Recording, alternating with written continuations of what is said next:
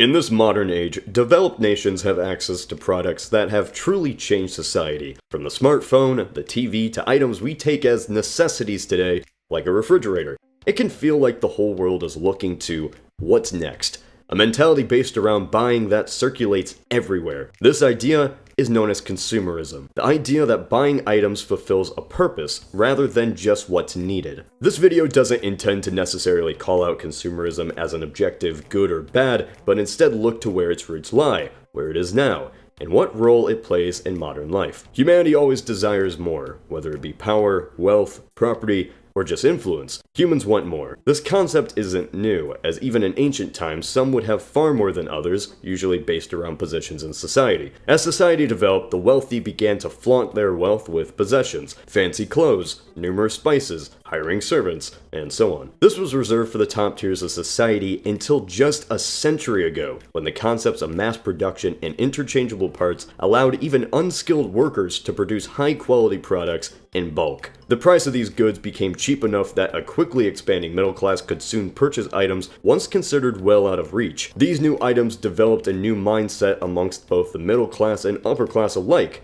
to always acquire more. For some context, before this expansion of consumerism, goods were purchased with specific intent. Whether this was to make work easier or a necessity to live, goods were purchased when needed and rarely more. As consumerism hit the mainstream, people desired new goods constantly. This concept was greatly explored by sociologist Thorstein Veblen. He created the idea of conspicuous consumption. The acquisition of expensive goods created the perception of wealth and success. A fancy watch, a new car, air conditioning, and more showed off that the owner must be well off. Clothes were not the only way to determine the success of a stranger. Now their possessions did all of the talking for them. As more people desired to be admired for possessions and the perception of success that came with it, they wanted to buy more. This made marketing teams' jobs far easier, as they could market towards the expanding middle class, making new, non-essential items seem like a must. The line between need and want begins to blur, and over the decades, consumerism becomes so ingrained in the human consciousness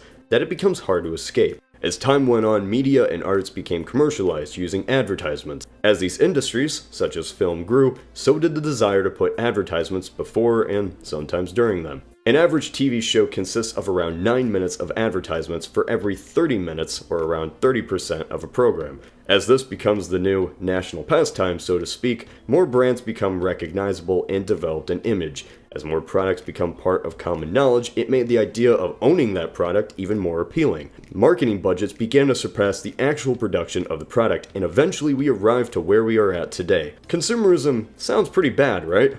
Constant advertisements, a desire for more being the mentality of so many, but in actuality, it really isn't all that bad.